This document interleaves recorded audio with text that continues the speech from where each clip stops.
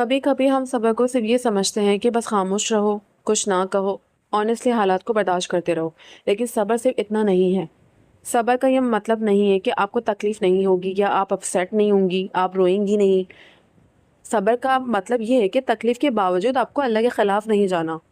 You can be hurt and still have صبر. You can cry and still have صبر. You can feel broken and still have trust اللہ۔ اور میرے خیال میں صبر کی سب سے خوبصورت بات یہی ہے کہ صبر کا مطلب ایموشنز کو ختم کرنا نہیں، بلکہ ایموشنز کے باوجود اللہ پر یقین رکھنا اور اللہ پر قائم رہنا ہے۔ قرآن میں اللہ تعالیٰ فرماتے ہیں، اے ایمان والو، صبر اور نماز کے ذریعے مدد چاہو، بے شک اللہ صبر کرنے والوں کے ساتھ ہے۔ ذرا سوچیں، اللہ نے یہ نہیں فرمایا کہ مشکل آئے گی ہی نہیں، بلکہ بتایا کہ جب مشکل آئے تو صبر اور نماز کے ذریعے مدد حاصل کرو۔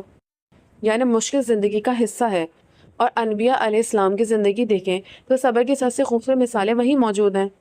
حضرت یعقوب علیہ السلام کو دیکھیں، اپنی بیٹے حضرت یوسف علیہ السلام کی جدائی میں انہوں نے کتنے سال گزار دیے، دل میں غم تھا، آنکھیں غم سے سفید ہو گئیں، لیکن اللہ سے امید نہیں چھوڑی۔ انہوں نے کہا، بس صبر ہی اچھا ہے، اور جو کچھ تم بیان کرتے ہو اس پر اللہ ہی سے مدد مانگی جاتی ہے۔ یہ ایک بہت پاورفل بات ہے۔ Some time you have no control over the situation but you still have control over your faith. آپ کسی انسان کو مجبور نہیں کر سکتے کہ وہ آپ کے ساتھ اچھا سلوک کرے، اور آپ کی مرضی کے مطابق سچویشن ہمیشہ ایک جیسی نہیں رہتی، ہمیشہ سچویشن مشکلات چینج ہوتی رہتی ہیں، تو آپ اپنے اکارڈنگ چیزوں کو ڈھال نہیں سکتے۔ اس بات سے ایک اور مثال مجھے یاد آتی ہے حضرت ایوب علیہ السلام کی زندگی کی، جن کو بہت زیادہ تکلیف ملی، ان پر آزمائشیں بہت آئیں، لیکن انہوں نے اللہ سے اپنا تعلق نہیں چھوڑا۔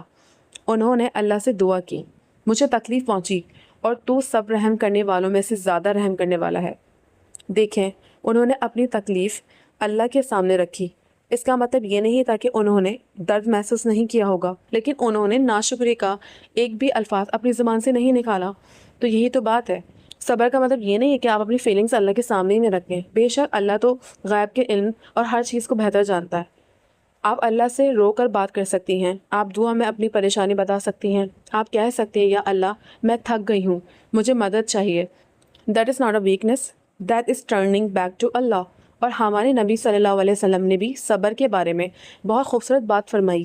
جو شخص صبر کرنے کی کوشش کرتا ہے، اللہ تعالیٰ اسے صبر عطا فرما دیتا ہے، اور کسی شخص کو صبر سے زیادہ بہتر اور وسیع نعمت نہیں دی گئی ہے۔ یہ صبر ہے۔ کبھی آپ کی دعا کا جواب فوراً نہیں آتا، آپ بار بار دعا کرتی ہیں اور پھر بھی وہ چیز نہیں ملتی جو آپ چاہتی ہیں، تب اپنے دل کو یہ سمجھانا کہ